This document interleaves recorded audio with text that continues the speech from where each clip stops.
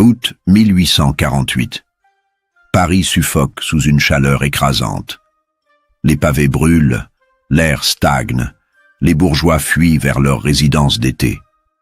Mais dans le quartier de Montparnasse, ce n'est pas la canicule qui fait frissonner les habitants. À 5 heures du matin, Pierre Moreau, gardien du cimetière depuis 20 ans, découvre une scène qui va le hanter jusqu'à sa mort. La tombe de Célestine Dubois, couturière de 23 ans décédée 3 jours plus tôt de la tuberculose, béante comme une gueule d'enfer, les planches du cercueil arrachées, brisées, jetées dans tous les sens. La terre fraîche mélangée au sang séché forme une boue rougeâtre qui colle aux semelles de ses chaussures. Moreau s'approche en tremblant. Le corps a disparu. Mais dans les massifs de buis qui bordent l'allée, quelque chose d'innommable l'attend. Des lambeaux de chair, des organes humains éparpillés comme les pièces d'un puzzle démoniaque. Les intestins de Célestine pendent aux branches comme des guirlandes sanglantes. Le gardien vomit sur place avant de courir prévenir la police. Derrière lui, les corbeaux se posent déjà sur les restes humains, commençant leur sinistre festin. Les gardiens contemplent cette scène d'une horreur inouïe. Qui peut commettre de tels actes? Pourquoi s'en prendre spécifiquement aux femmes récemment décédées? Ces questions taraudent les esprits, et bientôt, la nouvelle se répand dans tout Paris comme une traînée de poudre. La presse s'empare immédiatement de l'affaire. Les sacs, journaux rivalisent de titres sensationnels pour décrire ce mystérieux profanateur qui opère dans l'ombre. Le vampire du Montparnasse devient rapidement le surnom choisi par les gazettes parisiennes. Ce nom colle parfaitement à l'image de cette créature insaisissable qui semble se nourrir de chair morte. L'histoire de François Bertrand commence bien avant les horreurs parisiennes. Né le 29 octobre 1823 à Voisey, petit village de Haute-Marne, le jeune François grandit dans un environnement rural tranquille. Sa famille ne présente aucun signe particulier de dérangement et rien ne laisse présager la suite tragique des événements. Dès son plus jeune âge, François se distingue par son caractère solitaire et mélancolique. Contrairement aux autres enfants de son âge qui préfèrent jouer dans les champs sous le soleil, lui trouve refuge dans les caves sombres et humides. Cette attirance pour les lieux souterrains et obscurs constitue déjà un premier indice de sa personnalité trouble. Mais c'est surtout son rapport morbide aux animaux qui inquiète son entourage. Le jeune François développe une fascination malsaine pour les cadavres d'animaux qu'il trouve dans la forêt ou repêche dans le canal. Chevaux, chats, chiens, moutons, tous deviennent les objets de ses expérimentations macabres. Il passe des heures entières à les dépecer minutieusement, étudiant chaque organe, chaque membre avec une concentration dérangeante. Cette obsession pour la mort et la décomposition s'accompagne d'une timidité maladive en société. François éprouve des difficultés énormes pour établir des relations normales avec ses pairs, particulièrement avec les femmes. Cette incapacité à créer des liens affectifs sains va jouer un rôle déterminant dans la suite de son parcours. À l'adolescence, ses pulsions sadiques se précisent et s'intensifient. Ce qui n'était au départ qu'une curiosité morbide devient une véritable compulsion. François ne se contente plus de trouver des animaux morts par hasard. Il commence à les tuer lui-même pour assouvir ses besoins de destruction. Lorsque François atteint l'âge adulte, il s'engage dans l'armée française et intègre le 74e régiment de ligne. Cette décision marque un tournant décisif dans sa vie. L'uniforme lui confère une respectabilité sociale qu'il n'avait jamais connue. Et ses supérieurs hiérarchiques apprécient rapidement ses qualités de soldat. François Bertrand se révèle être un militaire exemplaire. Discipliné, généreux avec ses camarades, d'humeur égale et apparemment équilibrée, il gravit rapidement les échelons pour devenir sergent. Ses compagnons d'armes le décrivent comme affable et enjoué. Personne ne soupçonne les démons qui l'habitent. Cette façade parfaite cache pourtant une réalité bien plus sombre. Au fil de ses affectations dans différentes villes de France, Tours, Strasbourg, Metz, François développe une routine terrifiante. Dès qu'il arrive dans une nouvelle garnison, il repère les cimetières locaux et commence ses premières explorations nocturnes. Les premiers passages à l'acte ont lieu pendant ses années d'errance militaire. François ne peut plus résister à ses pulsions destructrices. La transition entre les animaux et les êtres humains s'effectue naturellement, comme une progression logique de sa maladie mentale. Les cadavres de femmes deviennent ses nouvelles victimes de prédilection. Les archives militaires et judiciaires révèlent qu'à Tours, Strasbourg et Metz, des profanations similaires ont été constatées pendant ses séjours. Toujours le même mode opératoire. Des tombes de femmes récemment décédées violées, des corps exhumés et mutilés avec un acharnement méticuleux. Mais à cette époque, les enquêtes locales n'établissent aucun lien entre ces différents crimes. À Tours, François commet sa première profanation humaine en septembre 1846. La victime s'appelle Marguerite Thibault, lingère de 19 ans emportée par une fièvre typhoïde. Sa tombe, située dans la partie ancienne du cimetière Saint-Symphorien, offre l'isolement nécessaire au forfait du sergent. François observe d'abord les lieux pendant plusieurs nuits. Il étudie les rondes des gardiens, repère les angles morts, chronomètre les passages des patrouilles. Cette phase de reconnaissance révèle déjà sa méthode rigoureuse et son intelligence tactique. La nuit du 15 septembre, il passe à l'acte.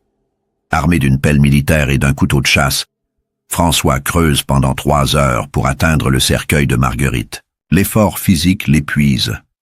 Ses mains saignent, mais l'excitation le maintient en éveil. Une fois le cercueil accessible, il brise le couvercle à coups de pelle. Le corps de Marguerite, encore relativement frais après 4 jours d'inhumation, lui apparaît dans toute sa pâleur cadavérique. Cette vision déclenche chez François une euphorie qu'il n'avait jamais ressentie. Il commence par violer le cadavre, trouvant dans cette chair froide une satisfaction sexuelle intense.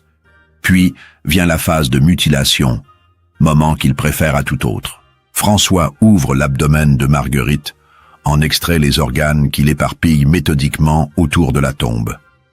Ce premier crime humain marque un tournant psychologique décisif. François franchit définitivement la frontière entre animalité et humanité, découvrant des sensations inédites qui vont désormais gouverner sa vie. Il vient de naître à sa véritable nature de prédateur nécrophile. À Strasbourg, où il est muté en 1847, François récidive avec une audace croissante.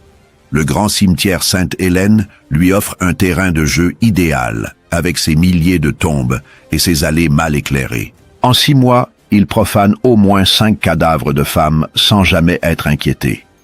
À Metz, sa dernière affectation provinciale, François atteint une forme de perfection criminelle. Il développe une véritable science de la profanation, optimisant ses méthodes, raffinant ses techniques, diversifiant ses plaisirs morbides. Les autorités messines signalent une recrudescence inexpliquée de violations de sépultures, sans jamais identifier le coupable. En 1847, François Bertrand reçoit son affectation parisienne. Il rejoint la caserne de Reuilly et découvre une capitale grouillante de vie et de mort. Les nombreux cimetières parisiens représentent pour lui un terrain de jeu inespéré. Le Père-Lachaise, Montparnasse, Ivry. Autant de nécropoles qui vont devenir le théâtre de ses forfaits. Paris offre à François des possibilités inédites.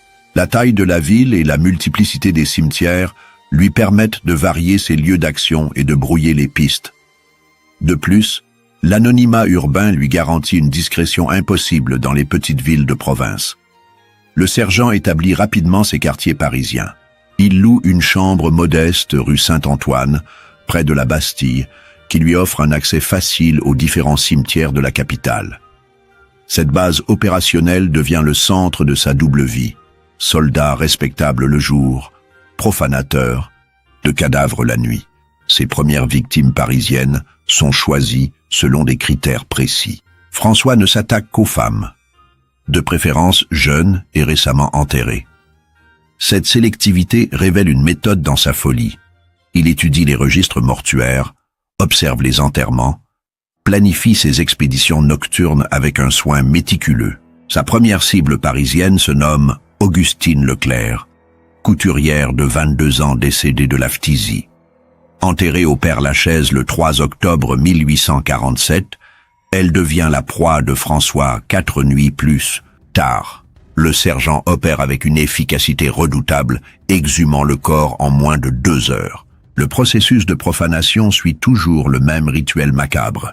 François s'introduit dans le cimetière à la faveur de l'obscurité, localise la tombe choisie et commence l'exhumation. Muni d'outils rudimentaires, il creuse parfois pendant des heures pour atteindre le cercueil. Ses mains saignent souvent tant l'effort est intense, mais rien ne peut l'arrêter.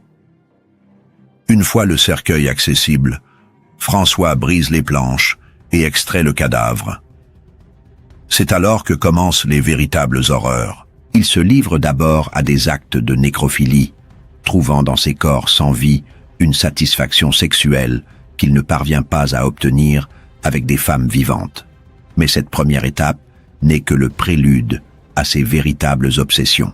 La mutilation d'Augustine Leclerc révèle déjà toute la perversité de François. Il ne se contente pas d'ouvrir l'abdomen. Il sectionne méthodiquement chaque membre, découpe le visage en lamelles, arrache les cheveux par poignées entières. Cette furie destructrice dure plus de 2 heures. Au petit matin, les gardiens du Père Lachaise découvrent les restes d'Augustine éparpillés sur une 50aine de mètres. Certains morceaux pendent aux branches des arbres, d'autres flottent dans les bassins ornementaux. Cette mise en scène macabre stupéfie les enquêteurs qui n'ont jamais rien vu de semblable. L'affaire Augustine Leclerc marque le début d'une série noire qui va terroriser Paris pendant des mois. François enchaîne les profanations avec une régularité mécanique, s'attaquant alternativement aux cimetières du Père Lachaise, de Montparnasse et d'Ivry. Chaque crime révèle une progression dans l'horreur. François perfectionne ses techniques de mutilation, expérimente de nouvelles formes de profanation, repousse toujours plus loin les limites de l'abomination. Ses victimes subissent des outrages de plus en plus raffinés et terrifiants. François Bertrand confiera plus tard à son médecin une phrase révélatrice de sa psychologie. « J'éprouvais autant, je puis dire plus de plaisir en mutilant le cadavre après l'avoir violé, qu'en me livrant sur celui-ci à toutes sortes de profanations. Oui, la monomanie destructive a toujours été plus forte en moi que la monomanie érotique. » Cette confession éclaire d'un jour nouveau la personnalité du sergent. Au-delà de la nécrophilie, c'est un besoin irrépressible de destruction qui le guide. François prend un plaisir sadique à démembrer méthodiquement ses victimes, à éparpiller leurs organes dans le cimetière, à transformer des corps en amas de chair sanguinolente. Ces confessions révèlent l'existence d'un véritable rituel de mutilation. François commence toujours par violer le cadavre, phase qu'il considère comme un simple préliminaire, puis il ouvre l'abdomen d'un coup de couteau précis entre le sternum et le pubis. L'extraction des organes obéit à un ordre immuable. D'abord les intestins, qu'il déroule méticuleusement avant de les disposer en spirale autour de la tombe. Ensuite le foie, les poumons, le cœur, qu'il place selon une géométrie mystérieuse connue de lui seul. La phase suivante consiste à démembrer le corps proprement dit. François sectionne les bras et les jambes aux articulations, sépare la tête du tronc, divise le torse en plusieurs morceaux. Cette découpe anatomique révèle une connaissance approfondie de l'anatomie humaine. Mais François ne s'arrête pas là. Il s'acharne sur certaines parties du corps avec une rage particulière. Le visage fait l'objet d'un traitement spécial. Il arrache les yeux, coupe les lèvres, scalpe soigneusement le crâne. Cette destruction de l'identité physique semble répondre à un besoin psychologique profond. Les mains aussi subissent des mutilations spécifiques. François sectionne chaque doigt individuellement, arrache les ongles, brise méthodiquement tous les os. Cette obsession pour les extrémités révèle peut-être une symbolique particulière dans son délire. Son mode opératoire révèle une véritable expertise dans l'art de la mutilation. À l'aide d'instruments tranchants, François ouvre l'abdomen de ses victimes et en extrait les intestins qu'il disperse ensuite dans les massifs d'arbustes environnants. Cette mise en scène macabre semble répondre à un rituel personnel dont lui seul connaît la signification. Les témoignages de l'époque mentionnent des traces de cannibalisme. François ne se contente pas de mutiler. Il déguste certaines parties anatomiques de ses victimes. Les rapports d'autopsie révèlent des marques de dents sur plusieurs cadavres, preuve irréfutable de ses pratiques anthropophages. L'affaire Joséphine Marchand, en novembre 1847, illustre parfaitement les méthodes du vampire. Cette blanchisseuse de 24 ans, morte du choléra, subit des outrages d'une rare sauvagerie. François ne se contente pas de la mutiler. Il emporte certains morceaux chez lui pour prolonger ses plaisirs morbides. Selon ses propres aveux, François conserve parfois des trophées prélevés sur ses victimes. Des doigts séchés, des mèches de cheveux, des fragments d'os. Autant de reliques macabres qu'il cache dans sa chambre de la rue Saint-Antoine. Cette collection privée nourrit ses fantasmes entre deux expéditions nocturnes. L'hiver 1847-1848 marque une escalade dans l'horreur. François multiplie les profanations, s'attaquant désormais à plusieurs cadavres par semaine. Cette frénésie destructrice révèle une accoutumance comparable à celle des drogués. Il lui faut toujours plus de victimes pour satisfaire ses pulsions. Le cas de Marie-Claire Beaumont devient emblématique de cette période. Cette jeune bourgeoise de 18 ans, emportée par une pneumonie, est inhumée au Père-Lachaise dans un caveau familial cossu. François force la grille de fer forgé, brise le sarcophage de marbre et s'acharne sur le corps avec une violence inouïe. Les restes de Marie-Claire sont retrouvés éparpillés dans tout le cimetière. Sa tête trône sur le monument aux morts, ses membres pendent aux grilles des caveaux voisins, ses organes flottent dans les bassins décoratifs. Cette profanation spectaculaire marque un tournant dans l'enquête policière. L'inspecteur Legrand comprend qu'il ne traque plus un simple déséquilibré, mais un criminel d'une intelligence redoutable. L'analyse des scènes de crime révèle une progression constante dans la sophistication des méthodes employées. Le profanateur apprend, s'adapte, perfectionne sa technique. La police parisienne mobilise des moyens considérables. 50 agents sont affectés à plein temps à l'enquête. Les cimetières sont placés sous surveillance renforcée. Des récompenses importantes sont promises pour toute information utile. Mais François leur échappe toujours. Les gardiens de cimetières renforcent leur vigilance. Des rondes nocturnes sont organisées toutes les heures, des sentinelles postées aux points stratégiques, des pièges rudimentaires installés près des tombes récentes. François adapte ses méthodes à ces nouvelles contraintes. Il développe une connaissance encyclopédique des habitudes de ses poursuivants. Il sait que le gardien du Père-Lachaise fait sa ronde à minuit et 3 heures, que celui de Montparnasse évite systématiquement la section protestante, que les patrouilles d'Ivry ne sortent jamais par temps de pluie. Cette expertise, lui, permet de continuer ses forfaits malgré la surveillance. François varie ses horaires, change de cimetière selon les circonstances, exploite la moindre faille dans le dispositif de protection. Sa formation militaire lui donne un avantage décisif sur ses poursuivants civils. L'enquête révèle rapidement que le profanateur possède une connaissance approfondie du monde militaire. Ses techniques d'infiltration, sa capacité à échapper aux surveillances, son sang-froid face aux dangers, tout indique une formation paramilitaire. Les enquêteurs orientent leurs recherches vers les casernes parisiennes. Une liste de suspects est établie, comprenant tous les militaires en service dans la capitale. François y figure en bonne position, mais rien ne permet de l'identifier formellement. Ses supérieurs le décrivent comme un sergent exemplaire, ses camarades témoignent de sa parfaite moralité.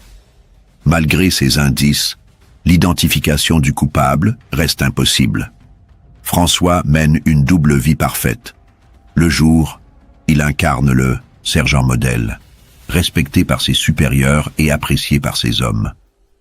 La nuit, il se transforme en prédateur des cimetières, assouvissant ses pulsions les plus sombres.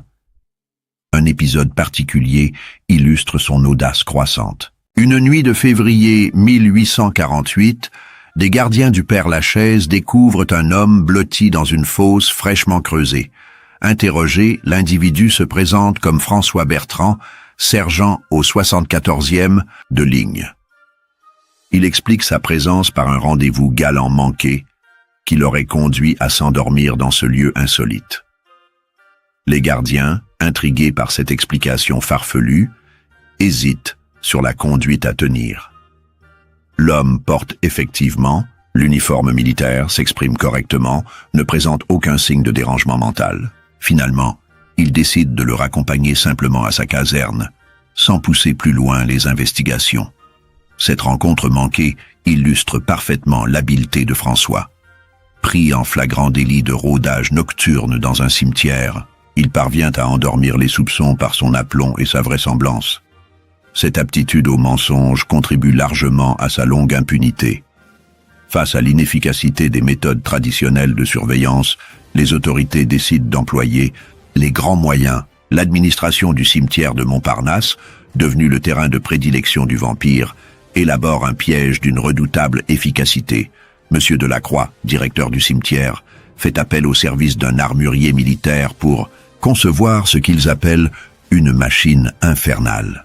Le dispositif, d'une simplicité diabolique, consiste en plusieurs fusils de chasse chargés de mitraille et disposés de manière à couvrir toute la zone de passage du profanateur.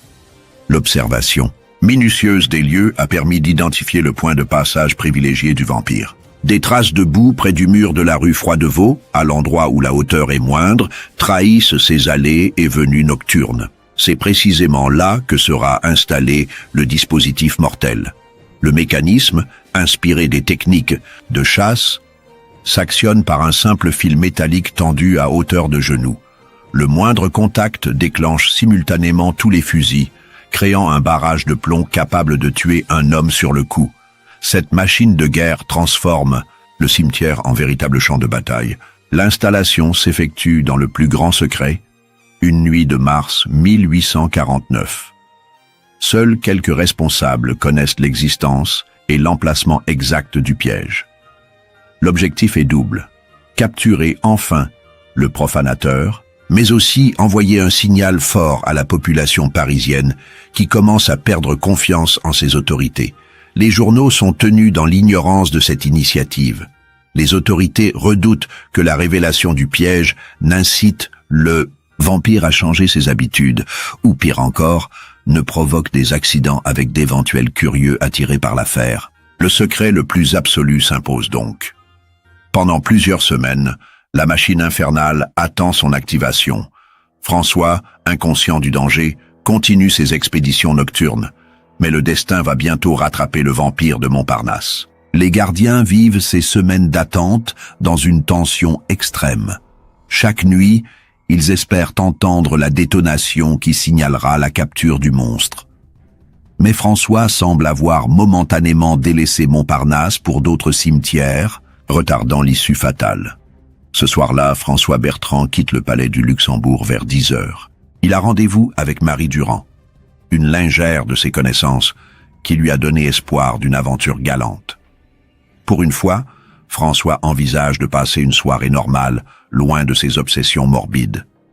Mais Marie ne vient pas au rendez-vous fixé près de la fontaine Saint-Michel. François attend 1 heure, arpentant nerveusement le boulevard en scrutant chaque silhouette féminine. Cette déception amoureuse réveille brutalement ses démons endormis. En passant près du cimetière de Montparnasse vers 11 heures, François ressent cette pulsion familière qui l'a tant de fois conduit à ses crimes. L'appel de la mort résonne plus fort que jamais dans sa tête malade. Malgré ses bonnes résolutions, malgré les risques qu'il encourt, il ne peut résister. Cette impulsivité, caractéristique de sa maladie mentale, va causer sa perte. François ne prémédite jamais ses crimes. Ils naissent d'une compulsion irrésistible qui le pousse vers les cimetières malgré sa volonté consciente. Il se dirige vers son point de passage habituel, près du mur de la rue Froidevaux. Dans l'obscurité complète de cette nuit sans lune, il ne remarque pas les modifications apportées au dispositif de surveillance. Le fil métallique tendu à son intention reste invisible dans les ténèbres. François escalade le mur avec l'agilité que lui ont donné des mois de pratique clandestine. Il connaît chaque pierre, chaque anfractuosité de cette portion de muraille qu'il a franchie des dizaines de fois. Rien ne laisse présager le drame qui l'attend. Au moment où il bascule de l'autre côté du mur, son genou heurte le fil déclencheur. La machine infernale s'active instantanément avec un fracas assourdissant. 3 coups de feu retentissent simultanément, illuminant brièvement le cimetière. De leurs éclairs, une salve de mitraille déchire l'air et atteint François de plein fouet. Les projectiles lui lacèrent les jambes et l'abdomen, transformant ses vêtements en lambeaux sanglants. La douleur fulgurante lui arrache un cri de bête blessée qui résonne dans la nuit parisienne. François s'effondre dans les graviers de l'allée, le sang jaillissant de ses multiples blessures. Ses jambes, criblées de plomb, ne le portent plus. Son abdomen ouvert laisse échapper ses intestins dans une parodie macabre de ses propres crimes. Malgré ses blessures terribles, François conserve assez de lucidité pour comprendre qu'il doit fuir. Les guetteurs postés autour du cimetière convergent déjà vers le lieu de l'explosion. S'il reste sur place, sa capture est certaine, et sa véritable identité sera révélée, dans un effort surhumain alimenté par la peur et l'adrénaline. Le sergent blessé parvient à ramper jusqu'au mur. Chaque mouvement lui arrache des gémissements de douleur. Chaque mètre parcouru laisse une traînée rouge sur les graviers, blancs.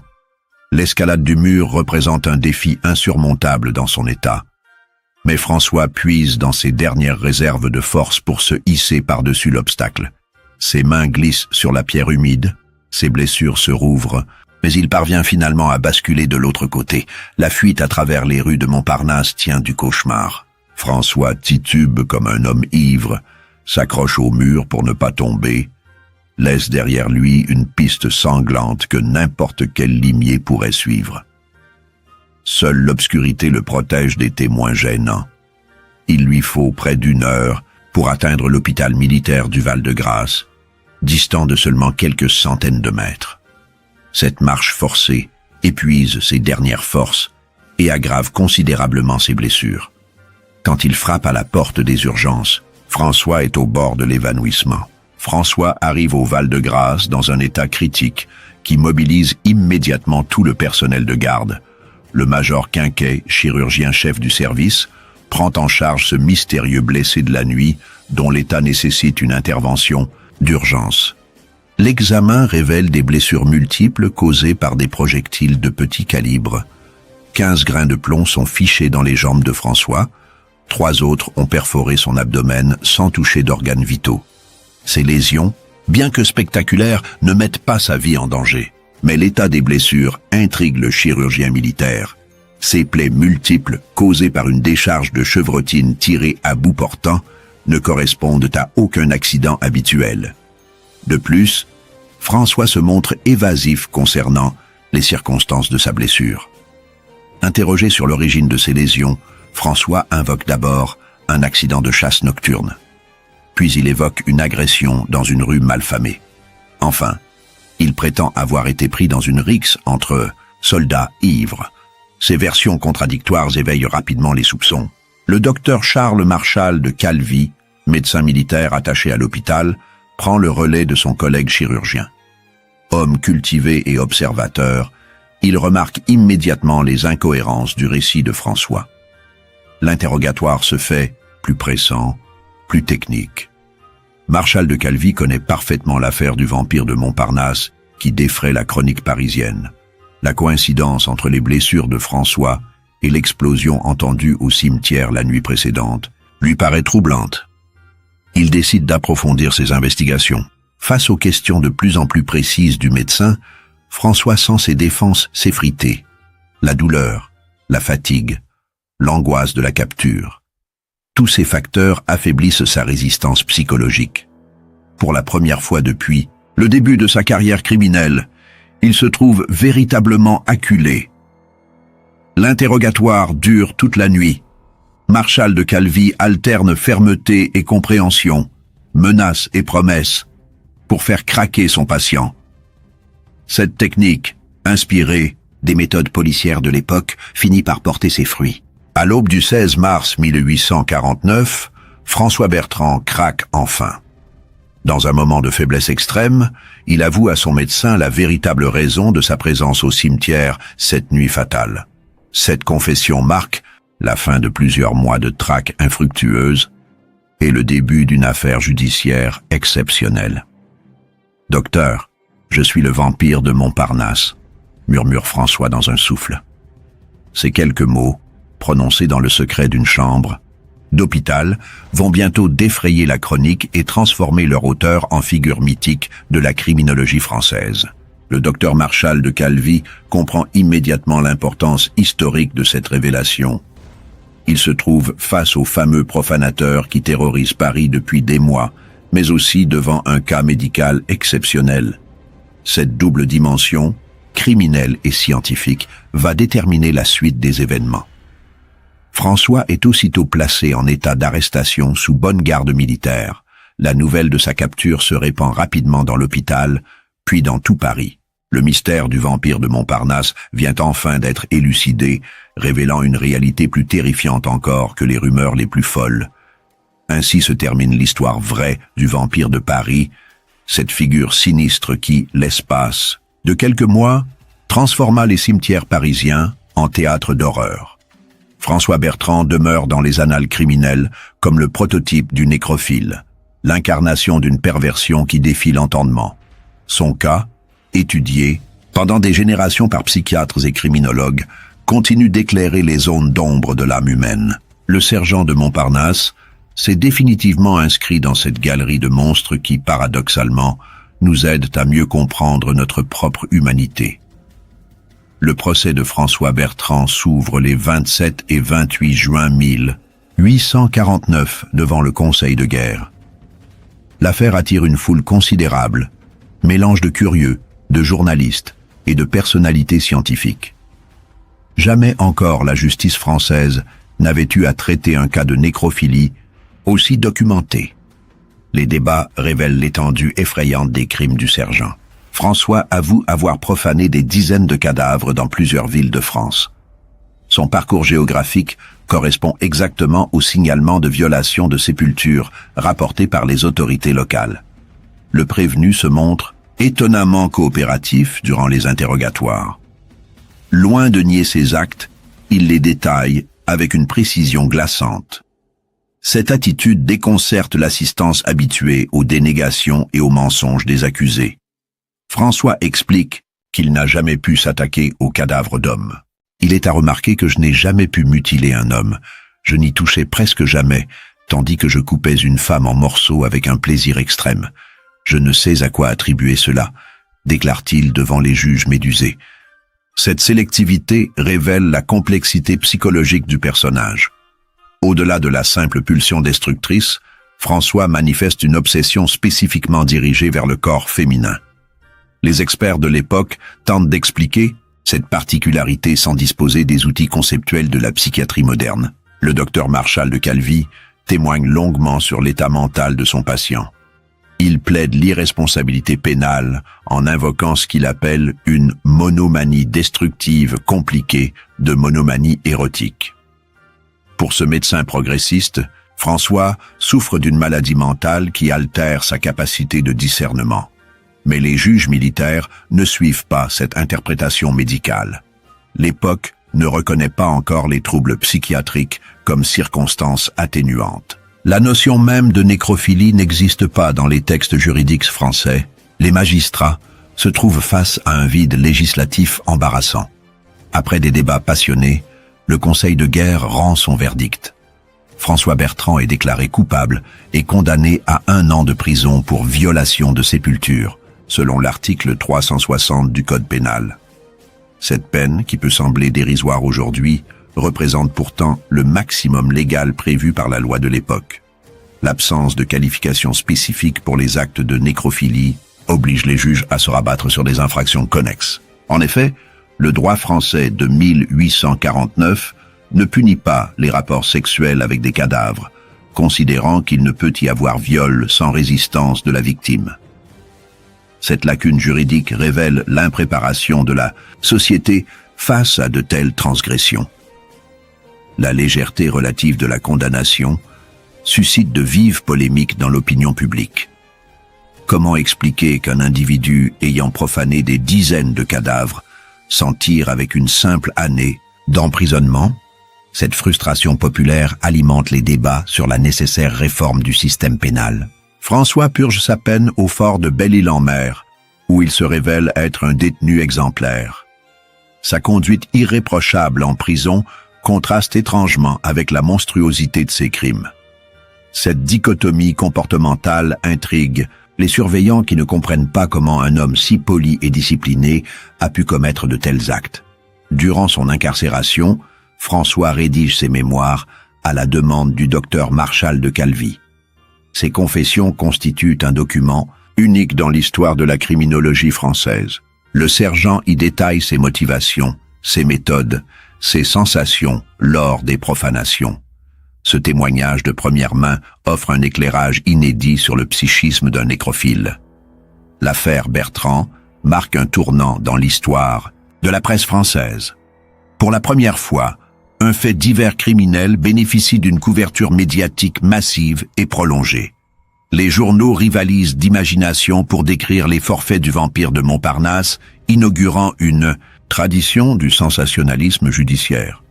Cette médiatisation excessive transforme François en personnage de légende. Son image dépasse rapidement la réalité des faits pour devenir un mythe urbain parisien.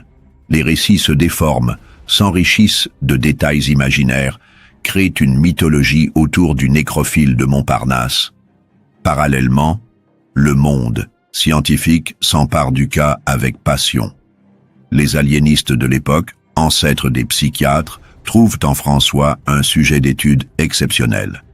Ses confessions nourrissent les premières théories sur les perversions sexuelles et les troubles de la personnalité. Le docteur Marchal de Calvi publie plusieurs articles savants sur son patient. Ses travaux pionniers posent les bases de ce qui deviendra plus tard la sexologie criminelle. François Bertrand devient malgré lui le prototype du nécrophile dans la littérature médicale française. D'autres médecins célèbres s'intéressent au cas. Le docteur Lunier, psychiatre renommé, critique publiquement la condamnation de François. Selon lui, un individu souffrant de troubles mentaux aussi graves aurait dû être interné en asile plutôt qu'emprisonné. Cette position avant-gardiste annonce les futures évolutions de la justice pénale. En 1850, François Bertrand sort de prison après avoir purgé intégralement sa peine. Contrairement aux rumeurs persistantes qui évoquent son suicide, le sergent entame une seconde existence bien différente de la première. L'armée française, dans un geste de clémence surprenant, accepte de le réintégrer dans ses rangs. François rejoint le 2e bataillon d'infanterie légère d'Afrique, unité spécialisée dans les travaux de terrassement en Algérie. Cette affectation coloniale, loin des tentations parisiennes, vise à éloigner définitivement l'ancien nécrophile des cimetières métropolitains. Les autorités espèrent que le changement d'environnement favorisera sa réinsertion. En Algérie, François participe à la construction de routes et d'infrastructures militaires. Le travail physique intense, la discipline de fer imposée aux bataillons d'Afrique, l'isolement géographique, tous ces facteurs contribuent à canaliser ces pulsions destructrices. Pour la première fois depuis longtemps, François mène une existence normale. Les témoignages de ses supérieurs algériens confirment sa transformation. Le sergent Bertrand redevient le militaire exemplaire qu'il était avant ses dérives nécrophiles. Discipliné, travailleur, apprécié de ses hommes, il semble avoir définitivement tourné la page de son passé criminel. Après plusieurs années de service colonial, François quitte définitivement l'uniforme. Il retourne en métropole et s'installe au Havre, port normand, où il espère recommencer sa vie à zéro. L'anonymat urbain lui permet d'échapper à sa réputation sulfureuse et de construire une nouvelle identité sociale. Au Havre, François multiplie les petits emplois pour subvenir à ses besoins. Commis, facteur, gardien de phare, il accepte toutes les occupations qui s'offrent à lui. Cette instabilité professionnelle reflète ses difficultés à s'intégrer durablement dans la société civile, mais témoigne aussi de sa volonté de rédemption. En 1856, événement surprenant, François se marie. Cette union marque symboliquement sa réintégration dans la normalité sociale. Pour la première fois de sa vie, l'ancien nécrophile établit une relation affective stable avec une femme vivante.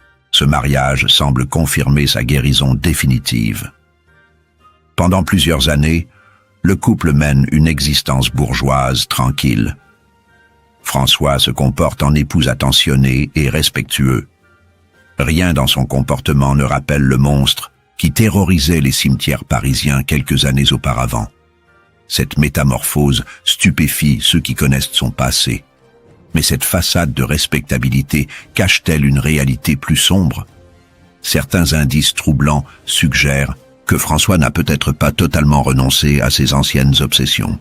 L'écrivain Michel d'Ancel, qui a minutieusement reconstitué sa biographie, lui attribue 2 nouvelles violations de sépultures dans la région havraise, en 1864 et 1867. Des profanations, similaires à celles de Paris, sont signalées dans des cimetières normands. Le mode opératoire, la sélection des victimes, l'acharnement destructeur. Tout rappelle les méthodes du vampire de Montparnasse. Bien qu'aucune preuve formelle ne l'incrimine, François demeure le suspect principal de ces nouveaux forfaits. Les années 1870 marquent le déclin de François Bertrand. L'homme vieillit prématurément, rongé par ses démons intérieurs et peut-être par la culpabilité de ses actes passés. Sa santé se dégrade progressivement, ses forces l'abandonnent, sa personnalité se transforme. L'ancien sergent devient de plus en plus solitaire et taciturne.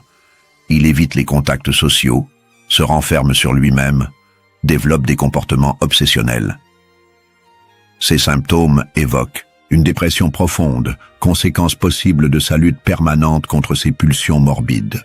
Sa situation financière se détériore également. Les emplois se raréfinent, les ressources s'amenuisent, la précarité s'installe. François sombre dans une pauvreté qui contraste douloureusement avec sa respectabilité militaire d'antan.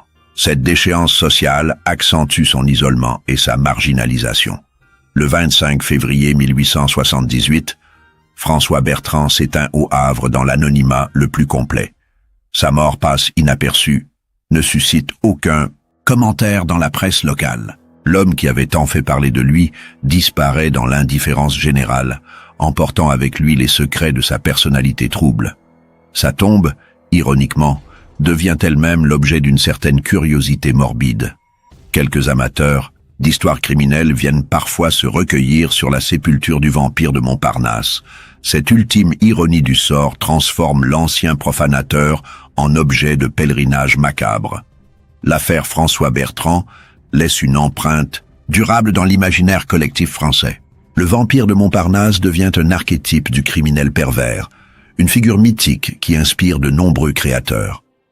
La littérature, le théâtre, plus tard le cinéma, s'emparent de son histoire pour la transformer en fiction. Guy de Maupassant fait explicitement référence au sergent Bertrand dans plusieurs de ses nouvelles. La chevelure et la tombe s'inspirent directement de l'affaire pour explorer les thèmes de la nécrophilie et de l'amour morbide. Ces textes contribuent à populariser l'histoire auprès du grand public cultivé. D'autres écrivains, moins célèbres, publient des récits sensationnels, prétendument basés sur les confessions authentiques de François. Ces ouvrages, souvent apocryphes, mélangent faits réels et inventions romanesques pour satisfaire la curiosité malsaine des lecteurs. Cette littérature de colportage entretient la légende du vampire parisien. Au XXe siècle, l'affaire continue d'inspirer les créateurs. Guy Andor écrit « Le loup-garou de Paris », roman fantastique qui transpose l'histoire de François dans un cadre gothique. Ce livre connaît un succès international et introduit le personnage dans la culture populaire mondiale. Plus récemment, des historiens et des criminologues ont tenté de réhabiliter la dimension scientifique du cas Bertrand. Leurs travaux visent à dépasser la fascination morbide pour analyser objectivement les aspects psychiatriques et sociologiques de l'affaire. Ces études éclairent d'un jour nouveau les mécanismes de la perversion criminelle. L'affaire Bertrand révèle les lacunes du droit pénal français en matière de crimes sexuels. En 1849, l'absence de qualification spécifique pour la nécrophilie oblige les juges à condamner le sergent pour simple violation de sépulture. Cette inadéquation juridique suscite de nombreux débats sur la nécessaire modernisation des textes. Pourtant, plus d'un siècle et demi après le procès, la situation légale reste pratiquement inchangée. La nécrophilie n'est toujours pas explicitement punie par le Code pénal français. Seule l'atteinte à l'intégrité d'un cadavre constitue une infraction spécifique, passible de 2 ans d'emprisonnement et 30 000 € d'amende. Cette permanence juridique s'explique par la rareté relative de ces crimes et par les réticences du législateur à légiférer sur des sujets aussi délicats.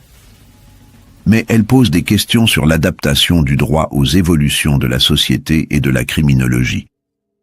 Comment expliquer qu'un acte aussi universellement réprouvé ne fasse pas l'objet d'une incrimination spécifique? Certains juristes défendent cette situation en arguant que les qualifications existantes suffisent à réprimer efficacement les actes nécrophiles.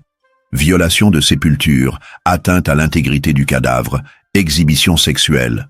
Ces infractions permettent de sanctionner les différents aspects de la nécrophilie sans créer de délit spécifique. D'autres estiment au contraire que cette lacune témoigne d'un retard français dans la prise en compte des crimes sexuels atypiques. Ils plaident pour une réforme qui reconnaîtrait explicitement la spécificité de la nécrophilie et prévoirait des sanctions adaptées à la gravité de ces actes. Au-delà de son impact juridique et littéraire, l'affaire Bertrand marque une étape cruciale dans l'histoire de la psychiatrie française.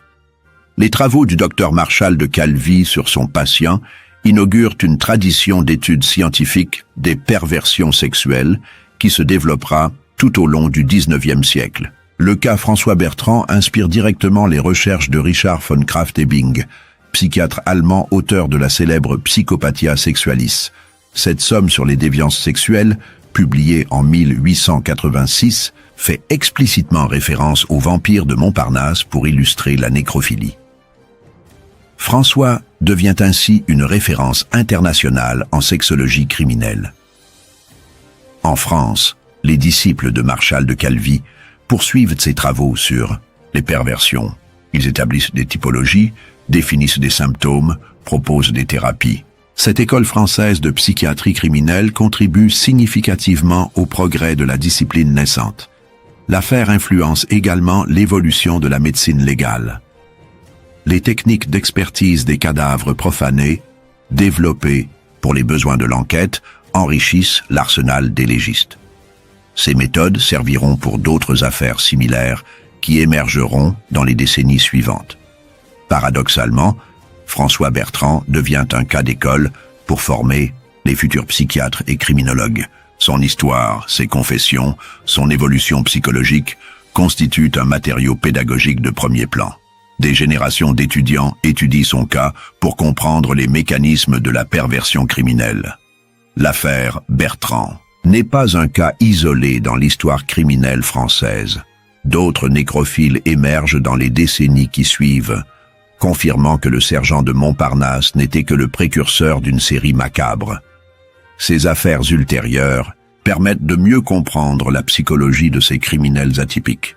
En 1886, Henri Blot, surnommé le vampire de Saint-Ouen, est arrêté pour avoir exhumé et violé le cadavre d'une jeune fille. Les enquêteurs le découvrent dans une cabane du cimetière local en compagnie du corps d'une petite enfant qu'il s'apprêtait à profaner. Son procès rappelle étrangement celui de François Bertrand, avec les mêmes débats sur la responsabilité pénale et les mêmes lacunes juridiques. Plus spectaculaire encore, l'affaire Victor Ardisson éclate en 1901. Ce paysan du Muy, dans le Var, a pendant des années systématiquement ouvert les tombes des femmes et fillettes décédées dans son village. Non content de les violer sur place, il ramène parfois des têtes ou des corps entiers à son domicile pour prolonger ses plaisirs morbides. L'ampleur de ces crimes dépasse même celle de François Bertrand. Ces affaires révèlent des constantes troublantes. Tous ces nécrophiles présentent des profils psychologiques similaires.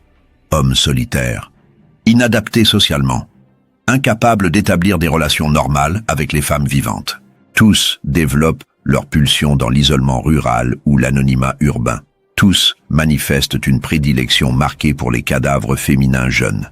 Cette récurrence suggère l'existence de mécanismes psychopathologiques spécifiques à la nécrophilie. Les psychiatres de l'époque tentent d'identifier ces facteurs prédisposants pour prévenir de futurs crimes. Leur théorie, souvent naïve, prépare néanmoins les développements ultérieurs de la criminologie. L'affaire François Bertrand survient à un moment charnière de l'histoire française. La Révolution de 1848 a bouleversé l'ordre social traditionnel, la société s'industrialise rapidement, les mentalités évoluent.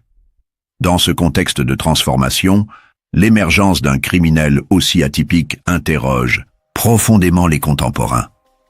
La bourgeoisie naissante découvre avec stupeur l'existence de perversions qu'elle n'imaginait même pas. L'affaire Bertrand révèle l'envers sombre d'une société qui se croyait civilisée et rationnelle. Cette prise de conscience traumatise une époque persuadée que le progrès social éliminerait automatiquement la barbarie. La presse joue un rôle déterminant dans cette révélation. En détaillant complaisamment les forfaits du vampire de Montparnasse, les journaux diffusent dans toutes les couches sociales la connaissance de pratiques jusque-là ignorées. Cette médiatisation contribue paradoxalement à banaliser l'innommable. L'Église catholique, encore influente, voit dans l'affaire Bertrand une confirmation de ses thèses sur la dépravation humaine. Pour les prédicateurs, le sergent nécrophile illustre parfaitement les conséquences du péché et de l'éloignement de Dieu. Cette interprétation religieuse concurrence l'approche médicale naissante, mais c'est surtout l'émergence d'une curiosité morbide qui marque les esprits. L'affaire Bertrand inaugure une fascination populaire pour les crimes sexuels spectaculaires. Cette évolution des goûts du public influence durablement la presse, la littérature et plus tard les médias audiovisuels. Aujourd'hui encore, plus de 170 ans après les faits, l'histoire de François Bertrand continue de hanter l'imaginaire parisien. Le cimetière de Montparnasse, devenu l'un des lieux touristiques de la capitale, conserve la mémoire de ses forfaits. Des guides évoquent parfois l'épisode du vampire pour pimenter leur visite. Cette permanence mémorielle témoigne de l'impact exceptionnel de l'affaire sur la conscience collective. Peu de criminels du XIXe siècle bénéficient d'une telle postérité. François Bertrand rejoint dans l'imaginaire populaire des figures mythiques comme Jack l'Éventreur ou Landru, preuve de sa dimension légendaire. Internet et les réseaux sociaux donnent une nouvelle jeunesse à l'histoire. Des sites spécialisés dans les faits divers historiques racontent régulièrement l'épopée du sergent nécrophile. Ces récits, souvent approximatifs, mélangent réalité et fiction pour satisfaire la curiosité des internautes. Des écrivains contemporains continuent de s'inspirer de l'affaire pour leur création. Romans, nouvelles, pièces de théâtre. François Bertrand nourrit encore l'inspiration littéraire. Ses œuvres modernes réinterprètent l'histoire à la lumière des connaissances psychiatriques actuelles. Cette persistance culturelle s'explique par la dimension universelle du cas Bertrand. Au-delà de l'anecdote historique, son histoire interroge les frontières de l'humanité, les limites de la perversion, les ressorts cachés de la psyché humaine. Ces questions intemporelles assurent sa pérennité dans la mémoire collective. Ainsi se termine l'histoire vraie du vampire de Paris, cette figure sombre qui, l'espace de quelques mois, transforma les cimetières parisiens en théâtre d'horreur. François Bertrand demeure dans les annales criminelles comme le prototype du nécrophile, l'incarnation d'une perversion qui défie l'entendement. Son cas, étudié pendant des générations par psychiatres et criminologues, continue d'éclairer les zones d'ombre de l'âme humaine. Le sergent de Montparnasse s'est définitivement inscrit dans cette galerie de monstres qui, paradoxalement, nous aident à mieux comprendre notre propre humanité.